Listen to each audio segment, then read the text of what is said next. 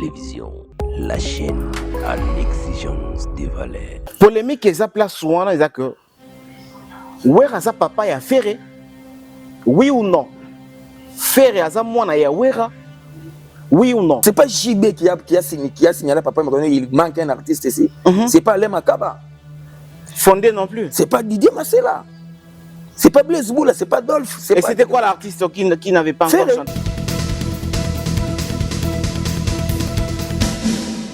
Et là, on a un concert, il y a Stade de France, il y a Fali pour parler de et comme il Fali Ngam.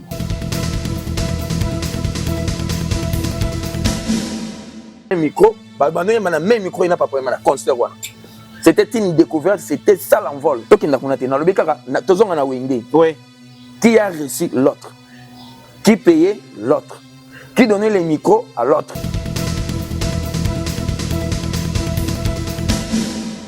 Il doit comprendre qu'il faut avoir un mentor. Mentor, c'est un lingala, c'est un lingala, tu bien un papa. Nous avons dans le bout de papa, un point, un trait.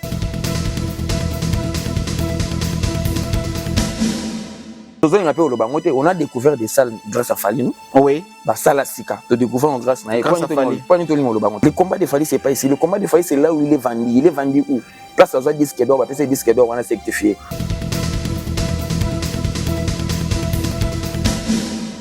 Déjà dans le moment où papa et maman en tout cas, clan Yangoyo. Bah yembi bango tout. Donc en tout cas ici ah ouais ici la repère ça Rodrigue. Ouais.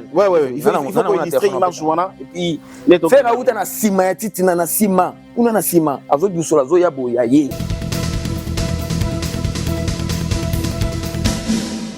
Ça reste maintenant à vérifier. Avant nous le wana, où era na faire bazaki wapi. Ça reste maintenant à vérifier parce qu'il y avait déjà crise dans le mouvement. Qu'est-ce qui fait que Wera Bimsa Ferré?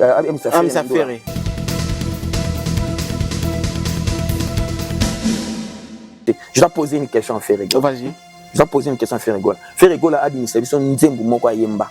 Je m'avais trop dur. Oui. Mais j'étais toujours trop galant avec les artistes. Ferré a dit que c'est Nzembo Oyo Toyebi Boy avant Wendy.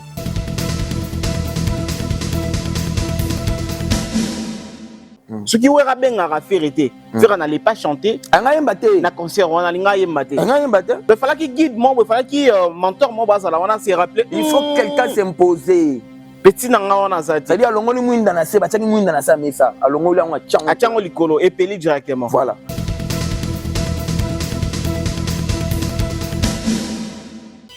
Intervention rapide. Affiche nanga bazaka 3 bilongi wana. Wera, Adolphe Lemenez, Didier Massela. Ba misa ba la raté. Donc bakolo maison mère bango wana. Bango wana. Siko biso nde toyebisaka bango bozo Wera bo tsheli likolo.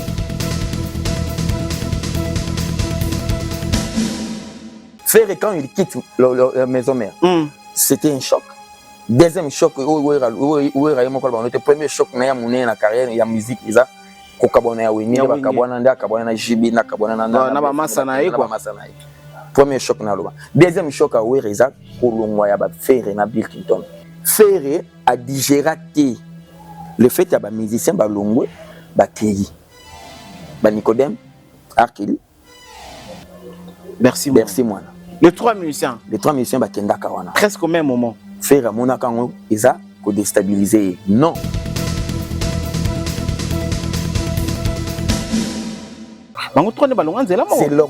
C'est l'orchestre, l'ossature, Tilelo Oyo, Wera a recruté Tilelo.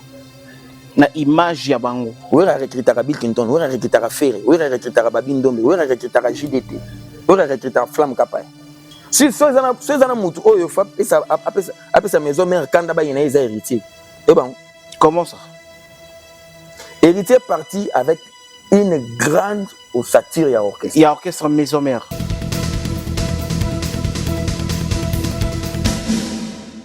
C'est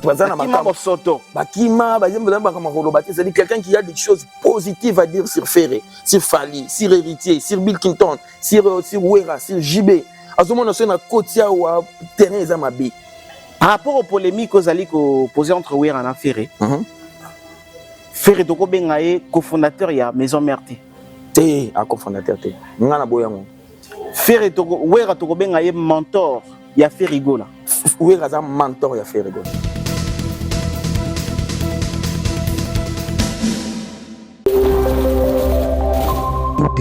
Télévision, la chaîne à l'exigence des valeurs. Heureux encore une fois, chers dames et messieurs, de vous retrouver encore nombreux devant vos petits écrans pour nous suivre. Tout info votre champ de valeur avec l'émission Page d'actualité. Je suis très heureux.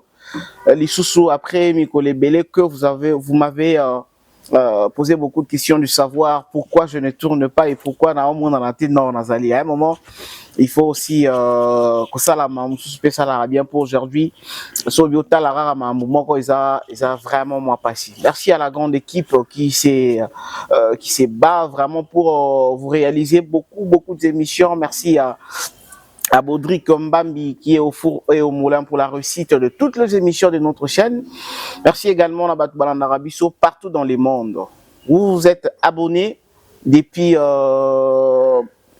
votre pays au Fandi. Moi je vous remercie. Na Kinshasa, na Brazzaville, na Afrique, Mobimba, Amérique, Europe, partout vous êtes abonnés là où vous êtes. Personnellement, je vous remercie, je suis très heureux d'avoir des abonnés comme vous. Oyo, toujours l'émission et vous partagez, vous aimez, vous commentez, c'est une manière pour vous de nous aider, manière pour vous et de participer dans ce que nous sommes en train de faire. Il y a tant d'actualités, chers dames et messieurs, na Katia musique. Culture dans l'ensemble, la musique congolaise en particulier. Il y a vraiment beaucoup de polémiques. Aujourd'hui, il y a l'artiste Fally Ipupa qui, jusque-là, n'a pas encore donné la précision de son concert au Stade de France. On se pose toujours la question, nous aurons ces concerts dans l'an 2025 au Tozali ou bien c'est en 2026. Selon d'autres sources, on a 2026 et que ça a un peu impossible par rapport à mondial. Mondial, bien que ça en Europe, mais balobi par rapport à mondial, que l'événement de l'artiste Fally, aux alliés souhaitables. Et ça, la main. En tout cas, nous les souhaitons qu'il faut ça là parce qu'un artiste congolais, il faut aussi se produire dans le Stade de France. Alors, jusque-là, l'artiste n'a pas encore dit mot par rapport à par rapport à son événement, voulais-je dire. Alors, merci beaucoup na Batu Oyo Babandi pe ko ça la promotion, bien que date na yebanité Babandi da ko ça la promotion nango, merci à vous. Il y a Ranson qui va se produire na Adidas Arena, il y a Kofi Olomide à PCBiso Genève Arena, il y a Ferrigola qui a beaucoup de choses qui nous promet beaucoup de choses. Il y a aussi beaucoup d'artistes au bazar dans événement. Alors désormais, nous sommes revenus dans le game pour que à chaque moment, à chaque instant, vous allez informer en temps réel le ndenge tomesana, copé sabino, l'actualité de l'enge longobani. C'est quoi le problème? Ferrigola, je dis des nuances depuis un certain moment, bandeko. Problème ezali, polémique ezali. Ferrigola za mwana ya Wera te. Aza petit frère ya Wera. Wera za papa ya Ferrité, aza kulutu ya Wera. Bon, déjà pour être musicalement pour la papa, il y a un autre artiste. Il faut Nini. Et deuxièmement, pour la Leki, il y a kulutu moko na musique, il faut quoi? Tout au long de notre émission, nous allons essayer un peu de rentrer un peu en arrière.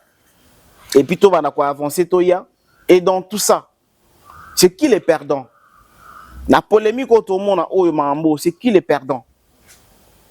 Il m'a dit que mon fois à la perdant. On a mis balé à cause de la gagnante, à cause de la piba perdante. Mon fois à la perdant, mon sous à la gagnante. Notre analyste invité journaliste est sur place.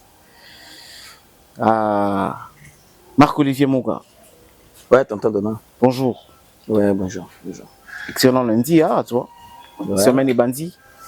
Pareillement, na yopé, pareillement na balinga abiso.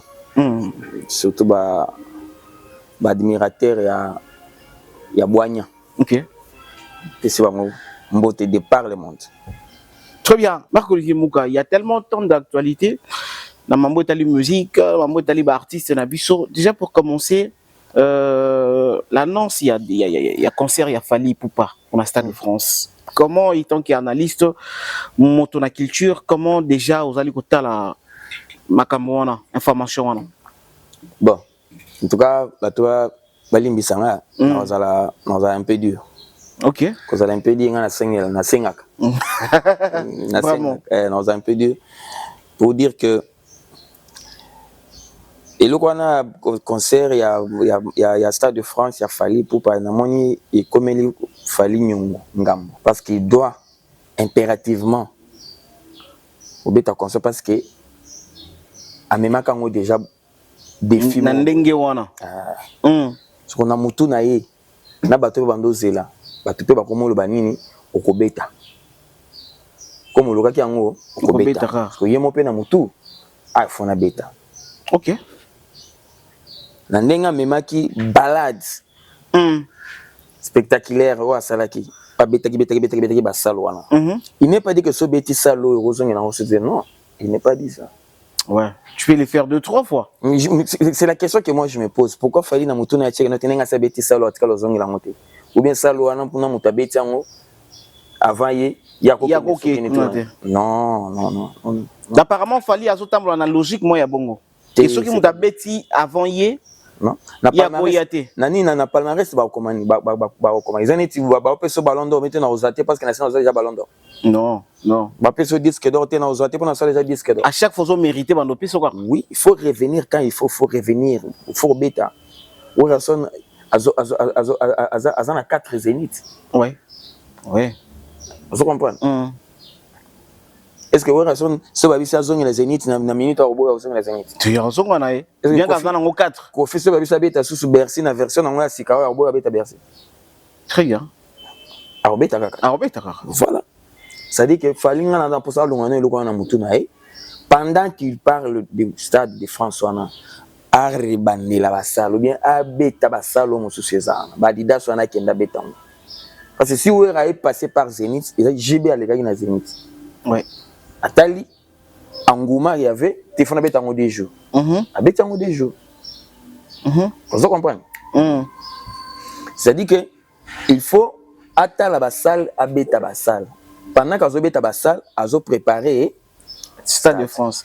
Mais est-ce que donc selon Boul Nayo, d'accord, Paris la Défense Arena, ING, na ba Arena mususu oyo Fally na ozete, mais ba tonsusu ba mi betela ki avant hier. A créer ba thématique. Le problème avec Fally. La thématique ya ba événement wana. Voilà, le problème avec Fally, azana ba thématique. Thématique c'est-à-dire thématique on dit bandoka volcan na Zamba. Par exemple, avec JB Piano. Ok. Vos concerts, mon titre, Volcan. Nazamba. Très bien. Vous comprenez? Netibo, oui, les concerts, les amis. Thématique à Arena. Deuxième mi-temps. Très bien. Vous comprenez? Ma thématique, deuxième mi-temps. Quand on a bétaki na Paris, Arena Grand Paris. Grand Paris. Ezaki, le retour du roi. Du roi, ouais, le retour du roi. Vous comprenez? Fallait faire créer des thématiques. Les thématiques, il y a un peu que différencier les concerts. Les concerts, oui. Les concerts, fallait mingi. Ils ont un dengue moko ezokokana. Depuis kabo ezokokana.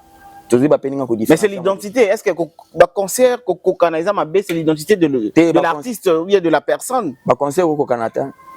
Ok. Le concert kokokana. Le concert kokokana entrée mon côté. Non. Ouais, souvent l'artiste a une entrée souvent. Il a même entrée. Bon. Moi, je dis selon moi, pour différencier le concert, c'est-à-dire la thématique de spectacle. C'est des artistes spectacles qui il faut que ça au même spectacle non et je sais et bien là au manque. Là on va dire les bandeli, balim ça nous a trop dit. Donc, selon Marc-Olivier Mouka directement pour passer dans le sujet Moussoussou, avant que tout soit annonce officielle. Il y a date, il y a Stade de France. L'artiste a occupé dans nos pays qui ne peut de part et d'autre. Sous qu'on a tourné en route vers le Stade de France. Très bien. En route vers le Stade de France. À rebander le tourné. Il y a ça loin tout wana. Mais c'est comme si là moi beta maki bongo. Et là moi beta qui na province wana, c'est comme si ça qui préparation pour le Stade de France. On a découvert des salles grâce à Fally, non? Oui. Ba salle à Sika. Tu découvres grâce à Fally. Pas du tout le bangote. Tu découvres ba salle à Sika grâce à basal nyon surtout nous omona ba arena na ibeli to découvrir mingi grâce na na kata ba ville na ba province na tout le monde to découvrir grâce na eza basal les ala na déjà basal plastique eza na déjà. Mais c'est que vous proposez maintenant c'est comme si ça sala qui en déjà. il y a ça la tournée mon boy pour nous préparer Stade de France. Voilà. Et c'est ça la qui déjà. Na format wana arrebande lango. Arrebande asko asko ba to haza asko na thématique moko. Moko, OK. En route vers le Stade de France. C'est-à-dire na kata ba concert na bato bazo yasko bala taka ba t-shirt fali pour pas au Stade de France. Les autres fali pour pas au Stade de France. Ba tiena date. Na date mala moko. Les atene ba so ngona minute za na date te yebani pété. Tito koma pe 2026 sango to za concentrer na mondial. Parce que dans le moment où on mondial là, on a les temps événement tout. Il y a un Stade de France on score RIO qui obéit à mon siko. Ba français tout et considéré ba na match par exemple mardi. Yo au Stade de France samedi. Non non ya. Ba moto ba 4 ba keta. Ba moto ba kende ba en Amérique. Ba kende kuna ba kota l'équipe na bango. Majorité ba okende. Majorité ba français ba 4 pendant ba pays Amérique. Et voilà, merci beaucoup. Je pense que les téléspectateurs, les internautes, par rapport à la réflexion et aux propositions de Marc-Olivier Mouka, je pense que beaucoup de personnes vont commenter et également réagir d'une manière ou d'une autre positivement. Aussi même le bureau de l'artiste va comprendre que nous ne sommes pas tout ça vraiment un sentiment, mais tout ça la logique. Basa carité. Très bien. Tu vois, Baza a carité. Tous les artistes d'ailleurs, Baza a carité. Non, mais bon, Baza a carité même. Fali a déjà Fali. Est-ce que ça demande tout ça? Fali, ça dit quoi?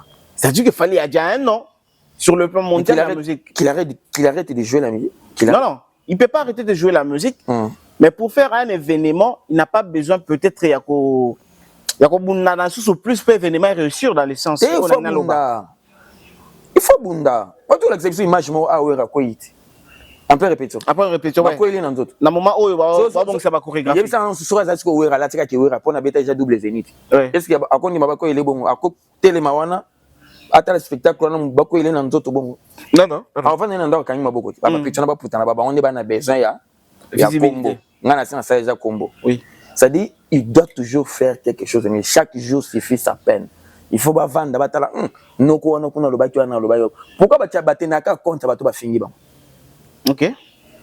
Mais si tu vends des bouillons, tu finis le mois si à. Faut me boire que l'anga. Aucun moment remarquable pas na bango. Ah, so ba finis le mois si, ba finis le dikangu, ba finis le maman, ba finis le papa, on a ba cheka. Mais quand on parle comme ça, nous voulons de notre pays. Nga ngate Congo koya.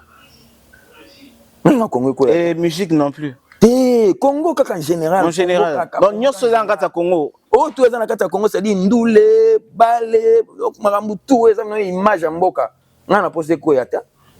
Ça dit fali fa comprendre non teninga za bitumba fali ezalaka awati. Le combat de Fali c'est pas ici, le combat de Fali c'est là où il est vendu. Il est vendu où? Place à disque d'or, on va disque d'or, on a certifié. C'est là où il y a le combat. Oui. Ça dit l'ambassade de France on a besoin de photos parce que c'est le Congo. Très bien. L'ambassade de France on a de série où est Rakenda kuna ezalaka ma francophonie. La francophonie. Nous de la francophonie. Ouais. Voilà, Bakenda, les gens qui ont lycée Bosangani, tous les artistes oui nous étions là les spectacles avec Oranson, c'était vraiment qui top là la brigade. Là c'était bien. Le cappuccino, tu vois, c'était waouh. Mais oh, est-ce que ça, c'est notre ok, c'est comme individuel. Donc, Congo est dans la tête d'affiche. Et il y a mon picoté, il y a mon copain, il y a mon bondoté. Il y a mon copain, maintenant, Waniko, tu as biso tout photo kota makamango. Il faut Simba. Il faut Simba. C'est Simba de poli, biso tout poli. Merci beaucoup, Marc-Olivier Mouka. Ce qui concerne la musique, biso tout ça toujours on a besoin de la réussite et la musique. Alors aujourd'hui, il y a une polémique où ils ont vraiment alimenté d'une manière ou d'une autre. Ferigola, qui est l'ancien Wenge Musica Maison Mère, et Weranson, qui est l'ancien Yawenge 4x4, Don Chic Bonjar, les anges adorables. Polémique, ils ont place souvent, ils ont que Wera papa ya ferré, oui ou non? Ferré aza mwana ya Wera, oui ou non? Mais avant d'y arriver là, Narolinga, Marc-Olivier Mouka, Wera na ferré ba yebana ndenge nini? Ni esala que lelo Wera na ferré to ya ko comparer bango ba yebana comment? Bon. Bali misanga sona zasko trop dire ma casse na ces jours. Bien. Serait trop dire, je serais trop direct, c'est-à-dire ba to ba obeta mabakuwa. Bien. Et je m'assume. Très bien. Vous comprenez? Oui. Je m'assume. L'affaire Ferré et Ouera. Nana posa ya bato ba mibenga ba Gaulois ba vanda. OK. Ba mibenga ba Gaulois ba vandi. C'est-à-dire ba Gaulois baza ba fanatique ya Ferré. Voilà, ba vanda. Ba oyo baza bana ya Wenge ba vanda. Wenge ya maison mais bien Wenge ya clan. Wenge, je parle Wenge. Wenge dans clan Wenge. Clan Wenge ba vanda. Très bien. Témoin na chat témoin na bango nani warrior. Un warrior na chat témoin. Afanda wana. Avant nata ayoka. OK. Ndenge nazo pesa. Donc warrior za na droit koloba te ayoka kaka comme témoin. Ah makambo etali warrior. OK. Spectateur, assistant, atalani kaka, témoin, oculaire. Voilà. Il y a ceci. Dans la vie, quand on n'a pas un mentor, physiquement bouilli, moralement bouilli, spirituellement bouilli, bien psychologiquement bouilli, quand on n'a pas un mentor, on est nul. Vous perdre repère. On est nul. Vous en avez repère, vous en avez trace, tu vas commencer à trébucher aux autres tambours, aux autres couilles, aux autres tantonner. Aux autres tâtonner. Oui. Quand on n'a pas un mentor, ce que tu as dans le dictionnaire total, c'est qui un mentor? Un mentor, c'est celui qui sert de guide. Bien. C'est-à-dire que tu as aussi un boye, toke boye. Tu as le colo, tu as le colo. Donc c'est lui qui te montre là où tu peux. Oui. Et là où tu ne peux pas aussi. Oui. Voilà. L'émission tu as la boye, tu as le livre à Kofi. Oui. Natanga comme un mentor. Voilà. Voilà. C'est ma propre sœur. Maman Tina Lessi. Mentor. Bien. C'est-à-dire, avant dans le téléphone, non, moi, maman, le bac en bien. Ou bien non, tu vois les textes que tu avais publiés là. Faut tout le monde les a. Prochainement, au moins, tu es dans le boy. Mentor. OK. C'est-à-dire, si on a l'onglet comme mentor, on a eu ce qu'on boye, on a bien eu maman nanga. Pas à moi si. Oui. Maman nanga. Nanenga idéologie. Maman nanga boulot. Maman na yo. C'est-à-dire, il y a un repère nanga. Il y a un traîneur qui va très soigner dans le temps. La place, il y a un qui est tiens, Olivier Nyata. OK. C'est comme ça, Ferré doit comprendre qu'il faut avoir un mentor. Mentor, c'est un lingala. C'est un lingala, tu bien nani. Papa. Nous t'as simé dans le boc à tambourana. Yoana, papa. Un point, un trait. Tu es ce qu'on a wengé. Tu es ce qu'on a wengé. Qui y a accepté l'autre na wengé? Qui a amené l'autre na wengé? Qui a payé l'autre na wengé? Parce que na wengé ensemble déjà Moutamatara oui à podium c'est faire podium c'est oui ensemble. Tokenda kunate na lobeka tozonga na wengé. Oui. Qui a reçu l'autre? Qui payait l'autre? Qui donnait les micros à l'autre? On appelle ça un micro, on appelle ça un micro. Non, donc les chefs de Moutando Salama Mwana tout na fait Reza qui oui ensemble. Mais c'est ça. C'est clair. Et on l'a fait réunir. Non mais l'orchestre n'appartenait pas à Ouera. L'orchestre appartenait à Ouera dans un département.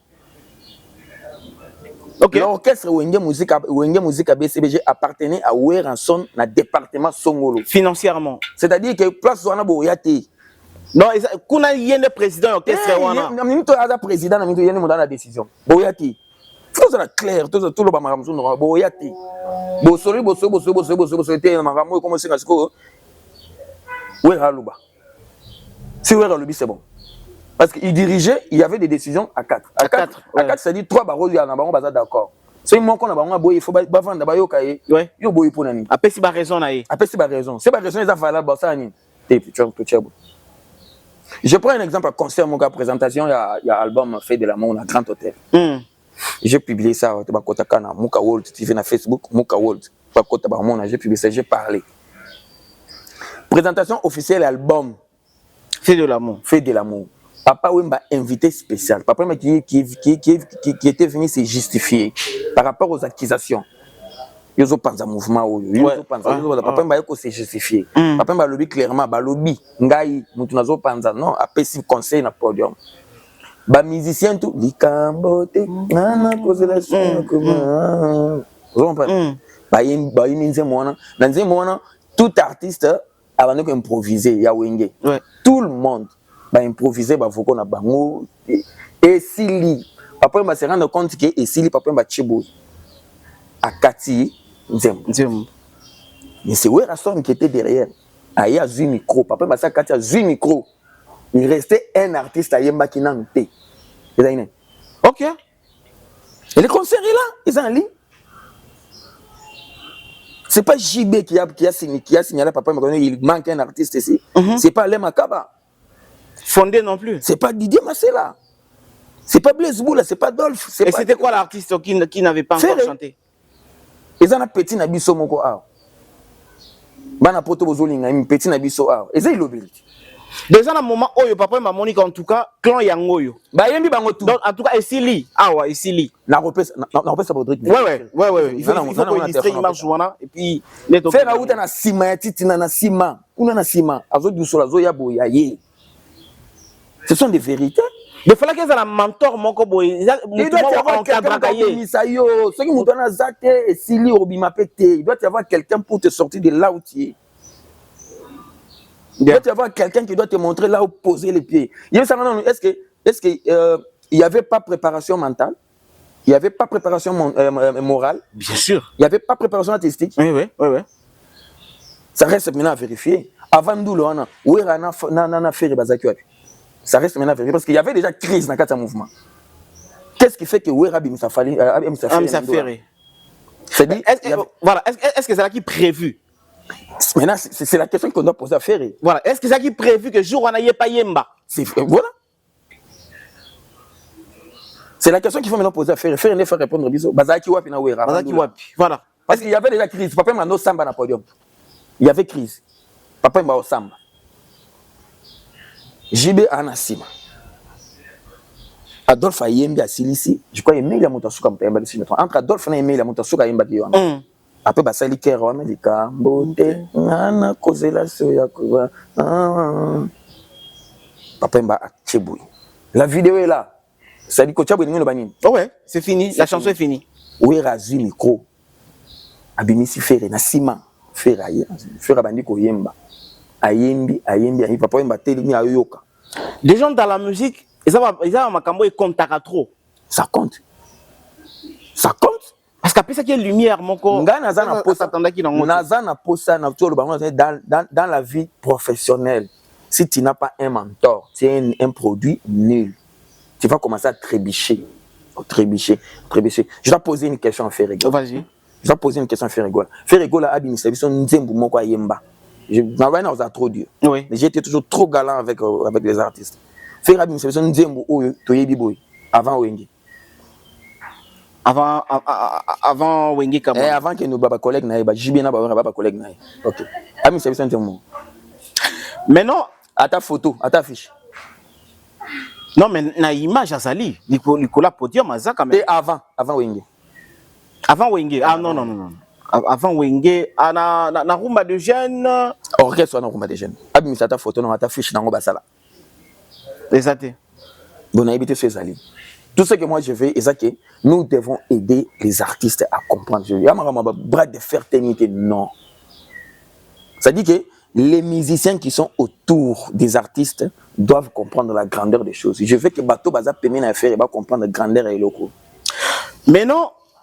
Après cette lumière, lobby na clan Wenge wana, Ouera été mon orchestre dans le département Momboy, comme il y a 4 administrateurs. Et la décision que nous avons Karbango 4. Et aussi, manière où il y a qui guider les qui n'a ferré, ou bien moi on a ferré. Avec guider dans le clan wana, parce que déjà l'image que nous venons de suivre ici à Papa Wemba, ce qui Ouera ben a fait était, faire n'allait pas chanter. Na concert on a linga yembate. Il fallait qu'il guide moi, il fallait qu'il mentor moi bas on a se rappeler. Il faut quelqu'un s'imposer. Petit nanga on a ça. C'est-à-dire alongo ni mwinda na se, bataki mwinda na sa mesa, alongo la on a chango likolo et peli directement. Voilà. Alors, c'est ça que Ouera a fait dans concert on a fait de l'amour. Il y a grand hôtel one. C'est-à-dire faire essayer une lampe qui était sous la table. Abimisi a chanté la messe ici la zone. Et quand il a chanté, Papa Wemba qui surpris. Papa Wemba surpris et puis faire assis ko Yemba alinga longwa. Papa Wemba kangi azongi seka na même micro, bano Yemba na même micro ina Papa Wemba na concert wana. C'était une découverte, c'était ça l'envol. De ça qui acte moko Ouera sala kiango. Peut-être stratégiquement Ouera zate a posé acte accueilli. Batiki atiki fait référence à tikalo Yemba na Papa Wemba na Dolph na JB. Faire article qui n'est œuvre ya Ouera. Bon article bino œuvre. Atiki. dans la place nanga ça qui m'a ou bien on ne défend pas Ouera ici. Attention. Non. On ne défend pas Ouera. On parle de l'histoire de quelqu'un qui est mentor. Il mérite ça. Il ne mérite pas du crachat. Tout ça, on chinois de balia kata ali assis ça je crois boire qui na scène non. Tout ça bilo wana. Et après c'est là directement baye wenge musique à maison mère. Ouais. Là où Tebi Penenge Bandaki, l'histoire est là. Ouera, Adolphe, Célébou et qui fondé. Bayewana accompagné à petit na bango fi rigola. Mais à partir de quel moment tolongwe wenge toye na maison mère, tolongwe clan toye na maison mère. Est-ce que tu bien faire moi na ya Ouera ndenge ni na ndenge ya maison mère. Na wenge nde bazaki wana na wenge. Oui. Au moins aussi 4 administrateurs. Na ba 4 administrateurs wana mutu tu azali na mutu na ye na 4 mouvement. C'est-à-dire na ba entreprise za la bon. Na privilège na ye mort boy. Même na ba entreprise tout za la bon. Partout. Ye aza pire mutu directeur financier. Ye aza pire mutu directeur commercial. Ata na gouvernement to ka. Ye aza pire mutu ya. Voilà. Za la bon. C'est ba dinga na liaka na financier, ba dinga na liaka na commercial, ba dinga na liaka ya liaka. Ils ont bon. Maintenant, quand tu regardes bien l'histoire de Wenge, tu dois voir quelqu'un qui avait la mission d'exposer, de propulser. C'était beaucoup plus Ouera. Les gens doivent dire que non, c'est pas complexe parce qu'il y a parce qu'il y a non. Non. On doit tout chabilo qu'on a pembe. Parce que bango quand on baby ça solo on peut ya Wenge. Parce que belé opi muso balo banote koya ozoya Wenge ozokuta Ouera il faisait tout. Abeta drum azata laku abeta basse aoyemba bien na wenge bango quand babeta biso masolo ka bango moko ka bato bazaza na bango babeta masolo et c'est eux même qui détruisent même la même histoire ka bato ngai na salaka a commencé à dénigrer les autres voilà ka bango bazalaka bongo bango de bayaka lelo oya lobby positif version mususu o na ye ayo abuki usotuni yoza nani ngape na zalaka na bandala voilà. Il suffit et si quelqu'un qui s'approprie comme ça l'histoire de Wenge et puis qui commence à parler en mal des gens, même une fois à participer à la répétition, et s'il a commis il se considère Wenge. Et puis azala kaka noko na ya azala abano kutaye bandal noko na ya abano kutaye bandal ya za so mona so ngirengi so ya bumbu. Non, on a azaki censé histoire Wenge. Non, on a des camarades de Blaise Boula. Non, on a des camarades de petit frère ya JB, ceux qui a Ouera. Et s'il ponaye, il connaît Wenge. Bah on peut se faire micro a bandi koloba mabe ya Ouera. A bandi koloba mabe ya Didier Masela, koloba mabe ya Blaise Boula. Pourquoi? Parce que un certain mouton la famille na bango banda okotaye banda le Wenge. Voilà. Toyé na maison mère comme tu le disais. La maison mère, qu'est-ce que je voulais dire? Ouais. Quand Wenge bakabwani ngai ngaloba Wenge bakabwani bakabwana 4 lisate bakabwana de bakenda boy RD bakeibo de wana bakebo ezangine JB azalaki na position déjà de force bien. JB avait l'album, JB avait déjà un producteur, JB avait des visas. Ouais, na makambo ya mindule maintenant normal boy yebisa ba Hollanda na il est dans le banc. Oui. Na royo kapé du solo, ka solo qui non té. Bazoye ba position en raté. Tout le monde allait chercher JB. Ouais. Pourquoi? JB a un contrat na producteur. Na pire ici, na personne na Michel na Wenge na toi na Hollanda. Mais muto za na contrat. Na Hollanda muto na contrat. Pour ba ke boto ibe position na bango té. Ya za kuna boazana. Les Blaise Boula les autres là ti bakenda na JB na bakenda par rapport ya wana. JB était là comme administrateur, Alain Makaba était là comme administrateur. C'est débarrassé, Ouera comme administrateur, Didier Massel comme administrateur, c'est débarrassé. Voilà. C'est pas Didier Massel qui doit aller chercher JB, non. Tu t'imagines ce qui JB est mon longue, qui est pas Didier Massel à la qui ça m'a battu. Yo, Didier Massel n'a pas. Non, n'a pas. Ça dit, ma camouezalaki déjà té, bangobazab. JB voulait maintenant peser par rapport au Azana encore en tant qu'administrateur. J'ai un contrat. Faire est aller chercher JB. Tout cas, les connaisseurs. Oui. Voilà. Mais est-ce que. Pourquoi pas C'est un protégé de Wera.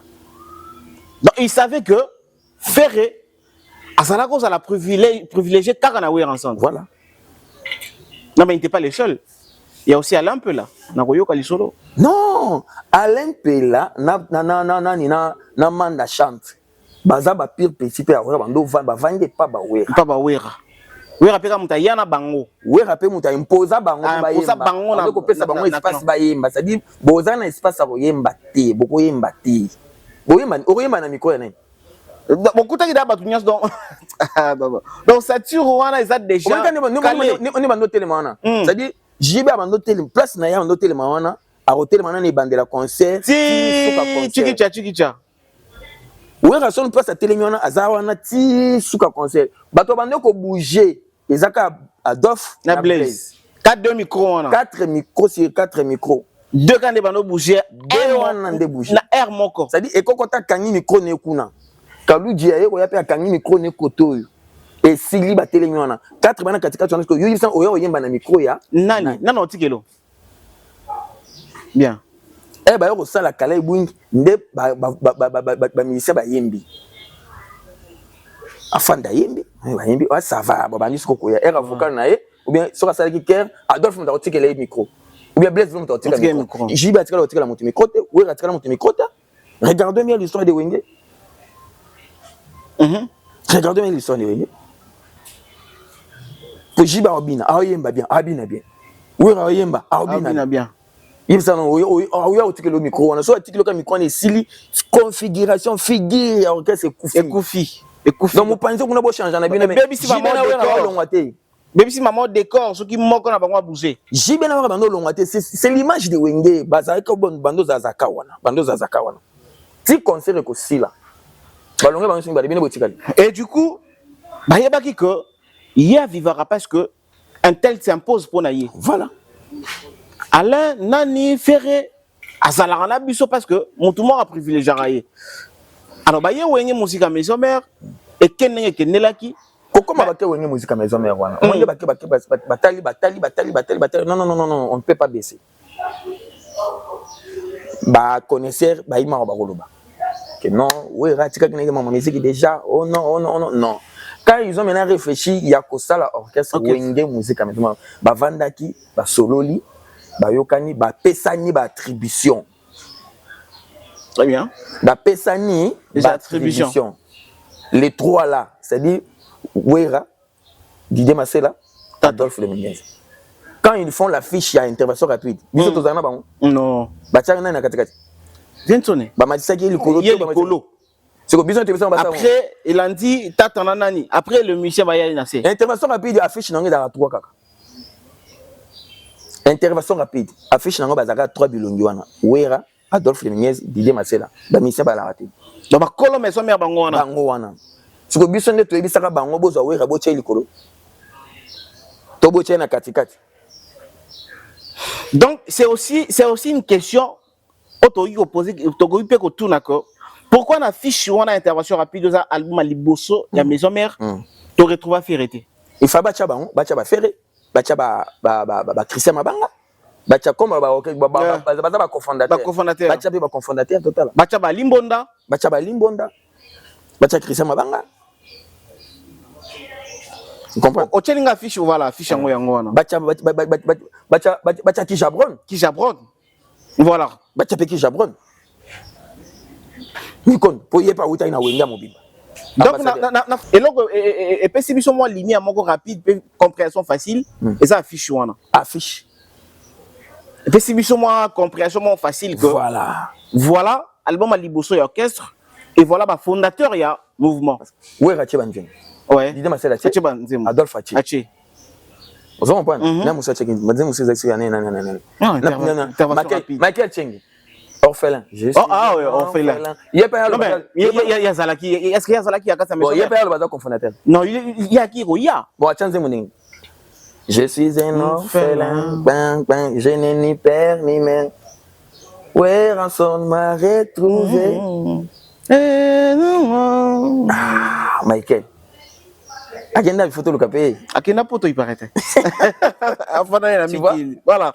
Quand ils vont maintenant aller jouer le palais des sports, baza bango nyonso tout Adolphe aza Didier Masela aza ou bien bake obeta nini Bercy baloba zolo bani wenge musique à maison mère de Werason. Est-ce que biso ne te ça on va comme bon bien la fiche à Bercy bien que le deux bazan affiche même la parole bazo préciser que c'est le wenge musique mais est-ce que ça biso ne demande tinda bango ba comme biloko comme pour ba noter les melango lelo balingisa ngana na trop dire biso demande tinda bango bon na maison mère ba komaka bongo wenge musique à maison mère de Werason Bercy 2000. Donc c'est le moment où Adolphe fallait bandadia ko boya. Il faut boya. Que bolo ba bomoté, bokoma boboité. Ou bien Didier Masela, c'était le moment. Il fallait que ba boya air bazo concevoir ba fiche. Affiche wana. Affiche à Bercy, affiche zali. Ba ochango. Que ndenge bino bo komi boye. Nga comme na reconnaître yango te na ko beta concert oyoté. Yebisana. Yebisana. Là ba kende kuna ba kuna bazo sa BCB jona. Qui était le leader kuna? On kuna pe misa tous. Emi Balit. Bazaï pe kuna baza. Ndeko côté baza 3. Wera, Didier Masela, Adolphe. Kuna pe bazaï 3. Misato. JB, Alain Makaba, Blaise Boula. Non, c'est le leader kuna. JB. Voilà. Est-ce que kuna yo soka li solo ya kenon te balo bagano Blaise Boula bagano aboyaki. OK, c'est ça ya biso misato. Place Jibaza, bozalaki na el na orchestre moko ya mobimba. Place Jibaza yo tikolo ozala likolo na ete. Kande qu'est-ce que yo moko ozala likolo na. Maison mère Keboyi, place Weraza, yo Adolphe que ozala supérieur na. Mais dans le moment où il fallait que vous revendiquiez vos salaires en côté, vous étiez là sur place. Donc, il y a des normal, tout ce qu'on intellectuel, tout ce qu'on dit, il y a des gens de très mal élevés, des gens qui n'ont pas bénéficié de l'encadrement. Qui ne maîtrisent rien aussi. Facilité, impolitesse, courage de parler n'importe quoi pour qui que ce soit. À l'avant-plan, ils sont là pour détruire, écraser les grands noms de notre pays. Ben, vous savez que là, au moins, peut-être, on va les faire dans la deuxième émission, tout à l'heure, la première et vous m'avez dit, Dona Luka tableau. Vous savez, il fallait que tableau ça là.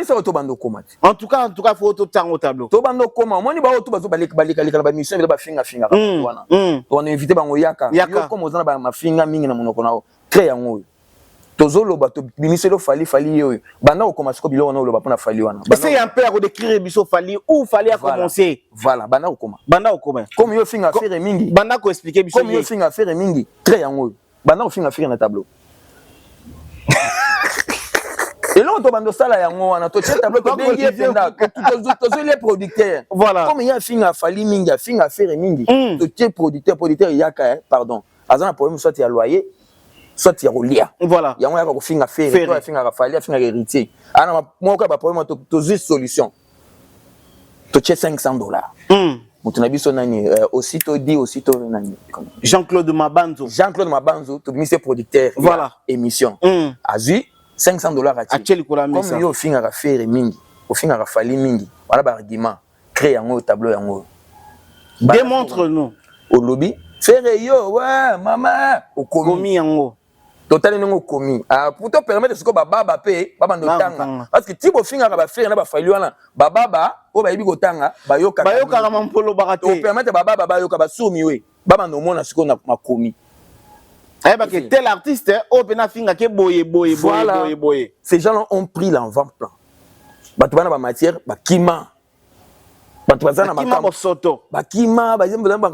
c'est-à-dire quelqu'un qui a des choses positives à dire sur Ferré, sur Fali, sur Héritier, sur Bill Clinton, sur Wera, sur JB. À ce moment, on a Kotia ou terrain Zamabi.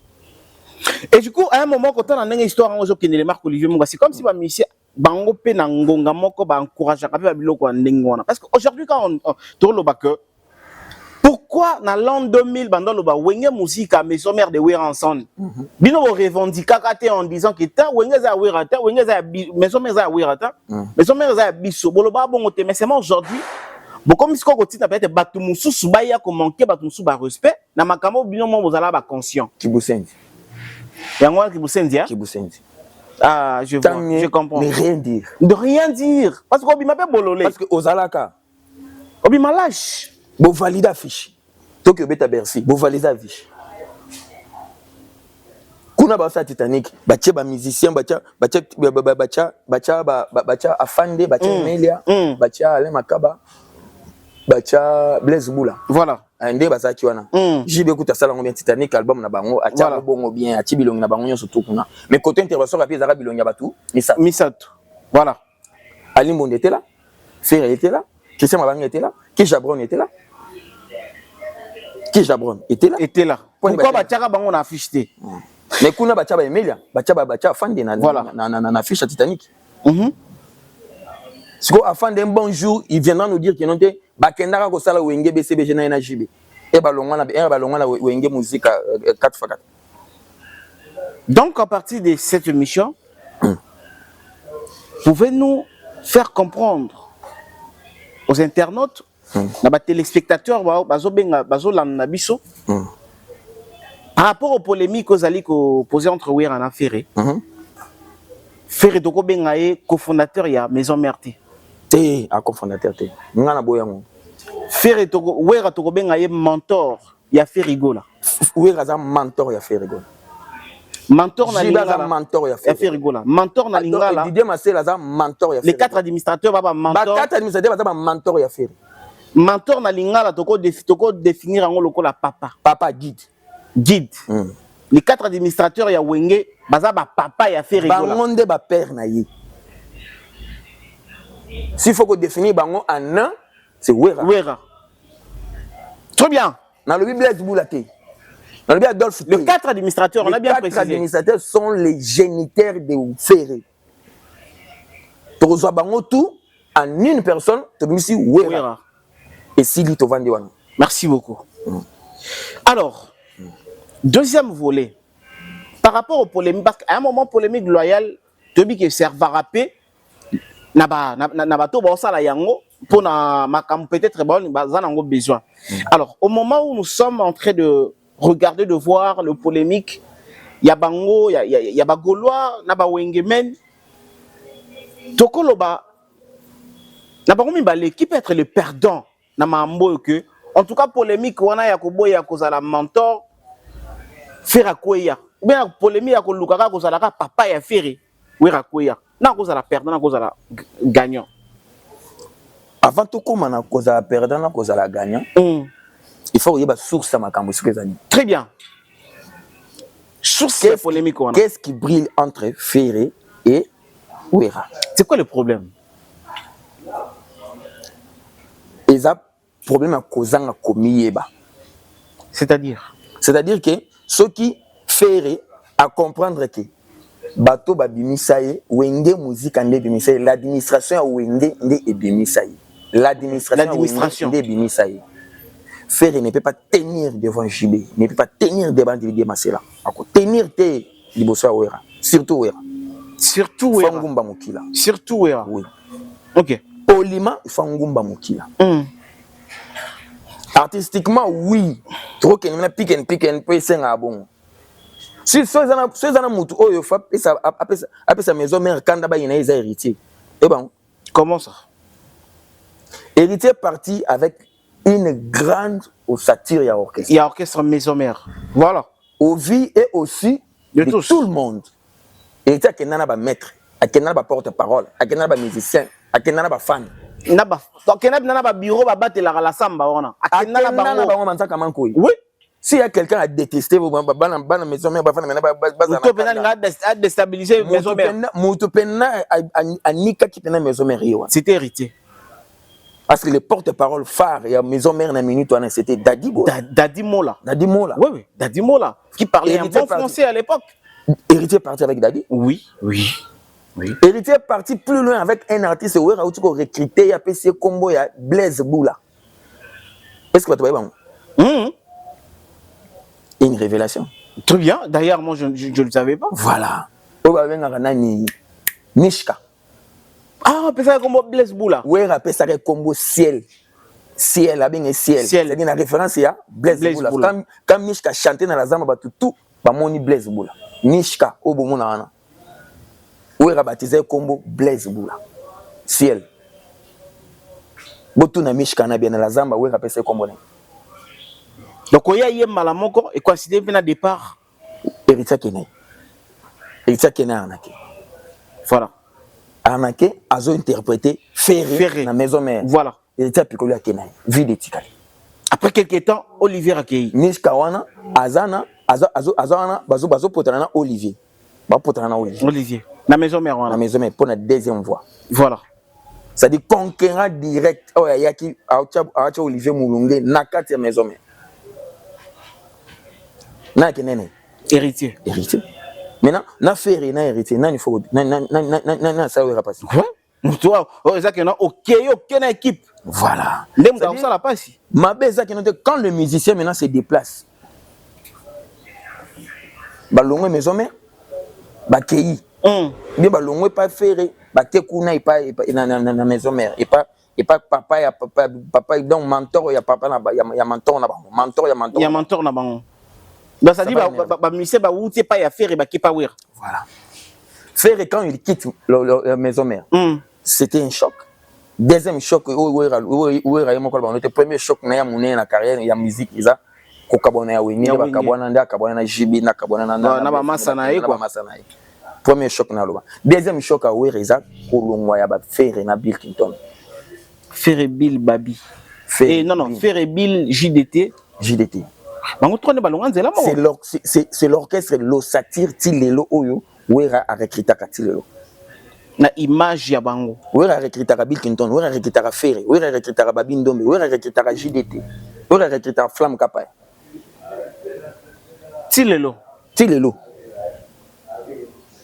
Wera a cause un orchestre na cause atteint 5 Ferré. 4 Bill Clinton. Et c'est quoi le problème comme tu le disais? Problème nini o eboti mahambo nyonso. Problème est que Ferré a digéré le fait que les musiciens balongwe ba Kei ba Nicodème Arkeli merci moi. Les trois musiciens ba kenda kawana presque au même moment. Ferré mona kango eza ko déstabiliser. Non, c'est wenge ya musique. Ba sam tuntu ba kenda mo bonduti ba ke ba sala Viagra. Voilà. Academia. Oui. Kofi Akoya. Non. Il est Ferré à Longwa Kabakenda na Bill Clinton. Oui, Akoya. Déjà avant que mes hommes on est salama. Wenge ça ensemble. Voilà. Bakabwana après mes hommes on est salama. Bakabwana. On doit comprendre qu'il y a des choses qui n'étaient il fait salement pour émirer et colisayo. Et sous le choc il y a départ d'un musicien. Sous le choc des musiciens, Ferré qui entre en studio. Qui chante, pas seulement Kosuka na koyemba bongo, et puis passer par un costume. Costume autolobara na artiste, costume, c'est-à-dire trouver quelqu'un sosie qui doit jouer maintenant les rôles. Les rôles. Il y a Viennayo. Encore cloué. Voilà. Comme un vieux jaloux. C'est que King Kester n'a pas fait des Papa Wemba. Bien. C'est que Kofi Olomide n'a pas fait des Papa Wemba. Bien qu'il y ait à boire et à manger, dans l'histoire à Papa Wemba, na Kester, l'histoire à Papa Wemba, na Kofi Olomide. C'est que vieux babi, vieux Ndombi, à Sala Taboulaï. Na Taboulaï. Vous comprenez? Pourquoi il devait faire ça? Et c'était déjà passé. Maintenant, quand les fanatiques de Wenge, nous sommes dans l'inactivité. JB ne bouge pas trop. Ouera, ça fait. Ça vient, ça part. Non. Fali. Warrior. Warrior, Baya Moupi, Koubaya Makelele, Baten. Ça va lui, on va aller partout. Tokotika Wenge. Ouais. Comme Moutaza a contrepoids, tu as esprit. Le Gaulois, c'est l'esprit Wenge. Ceux qui baboyo, ceux qui bandimio. Ceux qui ont suivi Kofi Olomide dans le stade de martyr, c'est l'esprit Wenge. Ok. Wenge musique maison mère. Quand Kofi chante, Mampata chante Ouera na Katia et Frakata. Et puis programme le stade de martyr. Bao ba kendara martyr wana, ba na maison mère. Ya Kofi Olomide. Il est là, il est conscient, il est bien. Quand Kofi donne une mission à l'orchestre, après Bassam Chintuaki a recruté l'auteur et recruté mission c'est de regarder Maison Mère. Voilà. En face comme ça, là, regardez seulement Maison Mère. Et par là, on peut dire que on donne raison na bato balobaka que Kofi a créé Fally na image ya Ferry.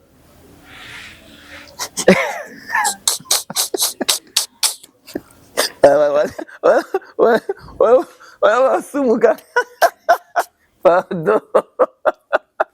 Tu vas tout dire, mais pas tu n'as ni ça veut la raille. Bolingi ça pardon. La mission que Kofi avait donnée à Karaté Latin après Sam Chinto. Recrutement, il y a recruté Gibson, Fally, non, mais il faut rappeler na batu bana ba recruter bango na moment wana. Mission appelle ça bango. Moi mission appelle ça bango. C'est de regarder comme ça là. Maison mère. Partout. Ceux qui osaient kabimisa mutune boye parce qu'il y a tala maison mère. Maison mère. Il a créé un Bill Clinton. Il a créé un chef d'orchestre. Et partout on avait toujours les deux animateurs. Gauche, droite. Aux amateurs animateurs. Référence, il y a maison mère. On a regretté des Bill Clinton partout. Ouais, on a regretté des Ferrego là partout. C'est-à-dire l'attaque chan là, il faut qu'il y ait une attaque chan là, il faut qu'il y ait des éléments moboués, il faut qu'il y ait Babine Dombe, il faut qu'il y ait JDT, il faut qu'il y ait Ferré, il faut qu'il y ait Céléo Koto, il faut qu'il y ait Bill Clinton Koto, on a pas orchestre et tout. Il faut qu'il y ait une flamme non à Sima. Et ça, c'est bon au monde et Simba. Et Simba quoi? Oh, et Simba paye Simba, tu le vois, tu te mets à ma solo, Yonani, Yonani, Yawaze quoi. Tala ngobi au monde en débat zobina, au tel ce qu'on a maison mère. N'a il a télé, n'a bini. Maison mère à l'époque. Maison mère on va comme mon nom de Zéné. Maison mère ozo bongama bozo kota la zamba playa, bozo kanga photo cher, bozo mela masanga cher, pour vendre faut somba masanga, pour za kiti faut somba masanga. Nyonso comment la facilité hein, yango mona lelo mambo ya suna na habillé, ozana mbongo na yo, ozana mbongo pozo habillé bo chemulongo na répétition ya la zamba playa wana. Obi ke pozo ka billet pamba faut apena mutu mo akupe ko encadrer pas son de billet. Manzaka manko yi bo terminer ko. Bozi un manzaka manko yi, bo pesi mbongo 4 billets, aye azui ba billet, aye ko pesa bino. Encadrer bino. Encadrer bino, kadi a koti bino ki a bombi bino na ko mo boy. Ake azui ba kiti.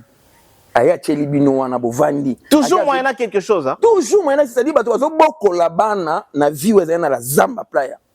Des photographes. Bokangi photo mercredi, le bi répétition jeudi boye bosi. OK ko zo photo na yo. Photo minute c'est photo minute yo bima. Tana photo minute yo bima. La zamba kanga. Photo minute yo bima. La zamba check kanga. Imagine pas l'époque on a ce côté là photo minute. Ah papa somo. Vous avez bokangi photo lelo mercredi.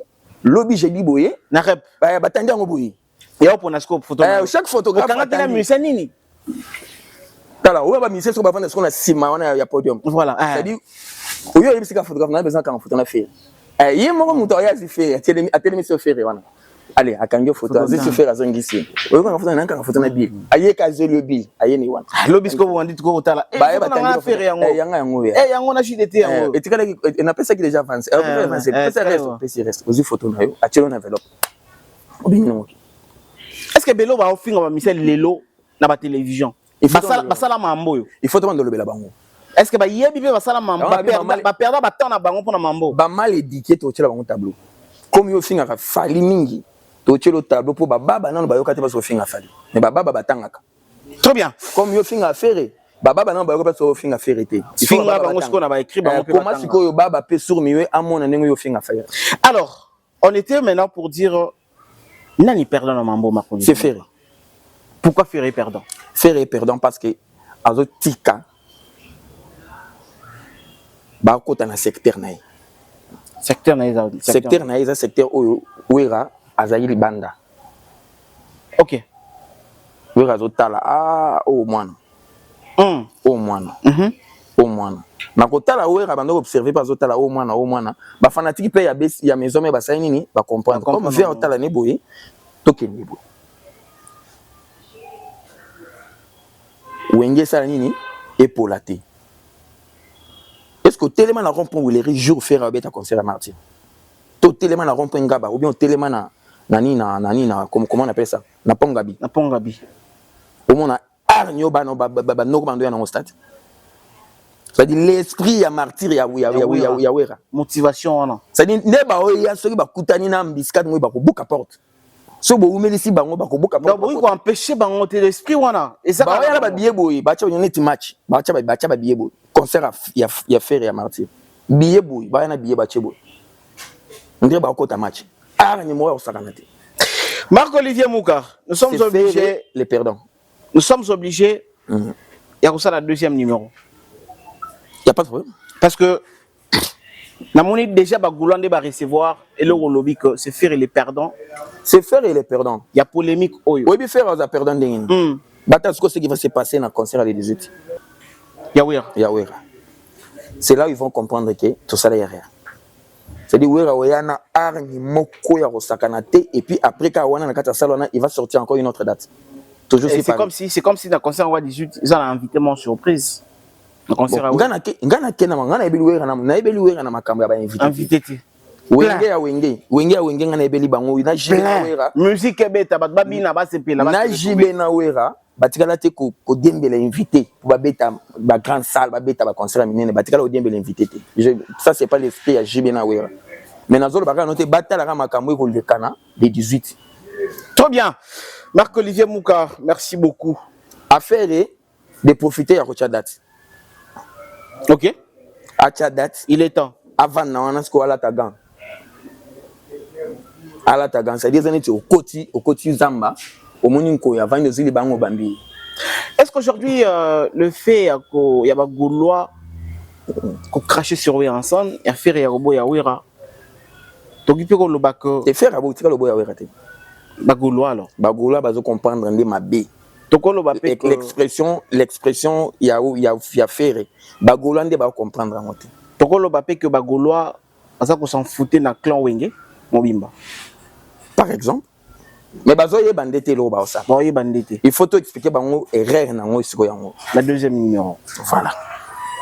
La deuxième numéro. Chers dames et messieurs, vous étiez nombreux. Ya on a lobby e ba koti ba moninko ya vandi bazili banga mamuke.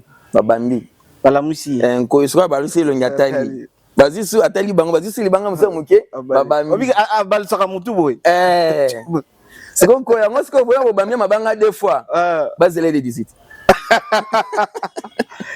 na pesi merci na tout va amitié la date kaka ekenda bongo acha date et ça la bien OK bien vous étiez nombreux à nous suivre merci beaucoup là-bas fanatique Naba warrior, ba Gaulois, ba spiritas, ba nzoi, ba tout, boninga la bonne musique.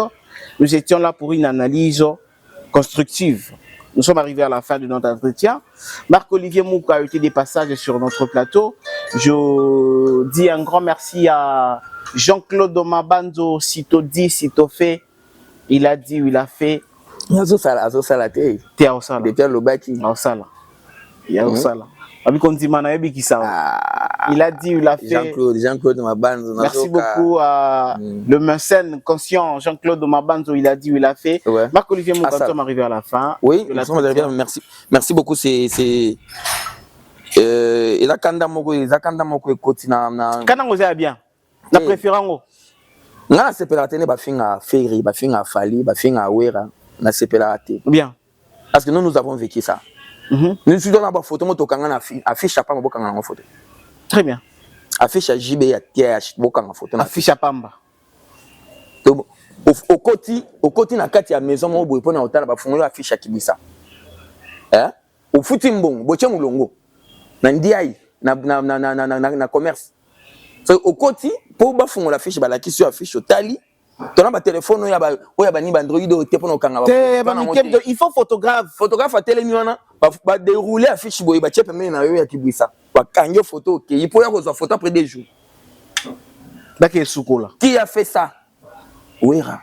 Qui a fait ça? JB. Alors on ne doit pas permettre à mon ami qui est bazana bakolina ba parents na bangote bazana mal éduqué batangi école primaire batangi maternelle té batangi école primaire té humanité kutu donc ba poussa na té ba bi passe ya fanatique té ya passe ko za la fanatique nous on partageait et l'école et la musique la passion ozoki ni chic après chic bo bimi na chic bo tche mulongo bo ke kota la répétition Nous avons fait ça. Olivier, Mais il faut arriver à la fin. Nabi qui est le deuxième numéro. Oui, on est arrivé à plus de détails. Oui, merci beaucoup à un ami, un frère. L'homme blanc dans une peau noire. Très bien. Christian Lieke. Aux côtés de Christian Lieke, je dois saluer tous les Kaniki. Je dois saluer aussi Lick Katous, l'anthropologue. Lick Katous. Je dois saluer un ami à partir de Vancouver. Eric Chunza, les barons, depuis Vancouver. John Lilo, depuis Suède. Shiro Kaimbe, depuis New York. Debrasco Badibouf, depuis New York. On a les Nations Unies. Il y a un témoin qui est moi, ça a été un kati. Très bien. Il y a aussi la mingi na bateau bazaki wana pesa inga bien. Na pesi Masana ngai Bertie Liange. Mbote mingi Warney Lopea na pesi pe Papouche Patrick Moshidi. Bopé c'est la nani comment il s'appelle Delbo Luboya. On a déjà douana avec le président Patrick Moudimou la joyeux anniversaire naé.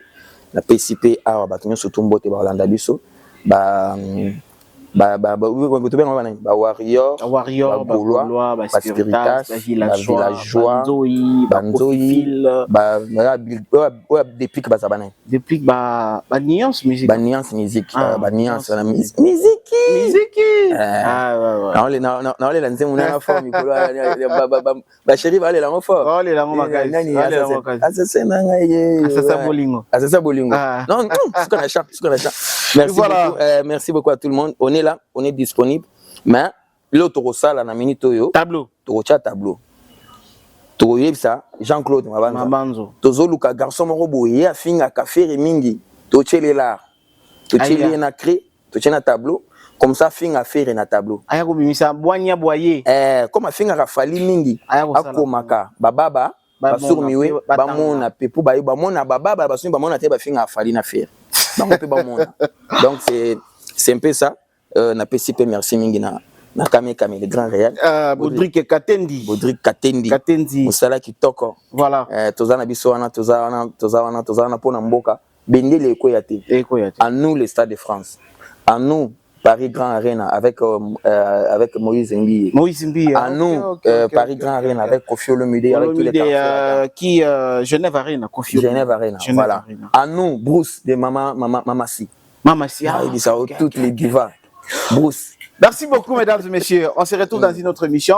Toujours, on a la télévision de Valère Nabino. Toute info, abonnez-vous. Très surtout, n'oubliez pas de partager le message, liker et commenter aussi.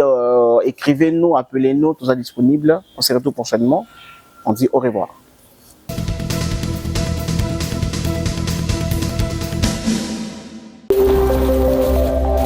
Toute info télévision, la chaîne à l'exigence des valeurs.